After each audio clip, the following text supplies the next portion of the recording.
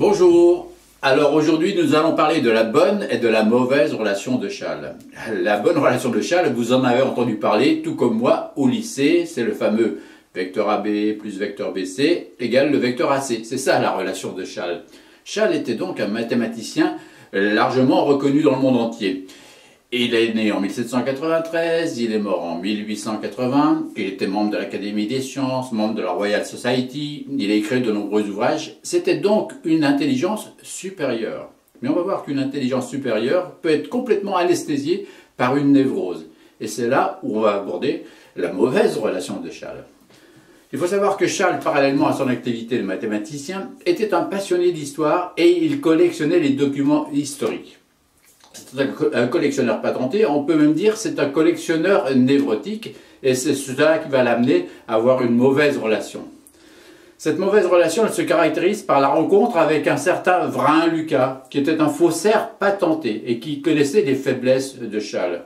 Ce Vrain-Lucas vient frapper à sa porte un jour et lui proposer à Chasles un certain nombre de documents écrits, des lettres qu'il aurait soi-disant trouvées à la suite d'un naufrage.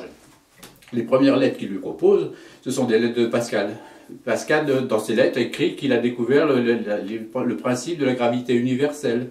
Oh, ça intéresse Chasles, forcément, puisque si c'est le cas, Pascal aurait trouvé cela avant Newton, bien évidemment. Alors on montre à Chasles que tout ça est faux, qu'il y a des aberrations, mais non, il peut absolument croire à la véracité des documents qui lui sont proposés, aveuglé qu'il est par sa passion, aveuglé qu'il est par sa névrose.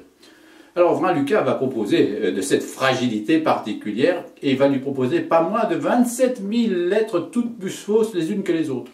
Parmi celles-ci, des lettres totalement aberrantes, mais Chasles va y croire. Ainsi, quelques exemples de lettres aberrantes. Des lettres de César à Vercingétorix, pourquoi pas. Des lettres de César à Cléopâtre aussi. Et bien avant ça encore, des lettres d'Alexandre le Grand à Aristote. Et puis peut-être une des plus aberrantes de toutes, mais auquel Chasles va adhérer comme les autres, il va une lettre de menace de Caïn à Abel. Ouais, mais bien sûr, il fallait y penser. Et puis aussi des lettres de Marie-Madeleine à Jésus. Vous voyez, toutes ces lettres qui, véritablement, pour n'importe qui, passeraient comme totalement incroyables, eh bien lui, Chasles, va y adhérer, aveuglé qu'il est par sa névrose. Alors comment expliquer ça? Une névrose, je l'ai déjà dit par ailleurs, c'est l'individu qui souffre de névrose met en place des processus défensifs et ou adaptatifs pour lutter contre des angoisses inconscientes. Il met en place des processus qui vont lui permettre de lutter contre ces angoisses, donc pour assurer d'une certaine façon sa survie psychophysiologique. Celui qui va se laver les mains à répétition, eh bien, il sait très bien intellectuellement que c'est aberrant, mais il ne peut pas s'empêcher de le faire, c'est plus fort que lui, c'est inconscient, et ce rituel-là le rassure. Le collectionneur patenté, comme l'était Chasles, plus il accumule de documents, plus ça le rassure. C'est l'accumulation de documents, effectivement, qui contribue à le rassurer. Ce qui explique, effectivement, pourquoi Chasles était tombé dans ce piège-là. Il pouvait être très intelligent par ailleurs lorsqu'il s'agissait de mathématiques, mais véritablement son intelligence était complètement anesthésiée dès qu'on s'attaquait à sa névrose.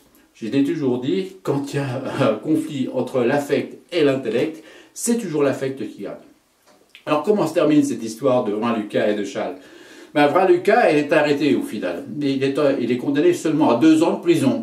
Mais le plus extraordinaire de tous dans cette histoire-là, d'une certaine façon, c'est que Chasles continuera à avoir des relations avec Vrain-Lucas, qui lui apportera même des douceurs en prison. Peut-être qu'il lui apportait ces douceurs pour remercier Vrain-Lucas, lui aussi d'avoir nourri sa propre névrose à lui, à Chasles. Voilà, on se retrouve une autre fois pour notre chronique. Au revoir.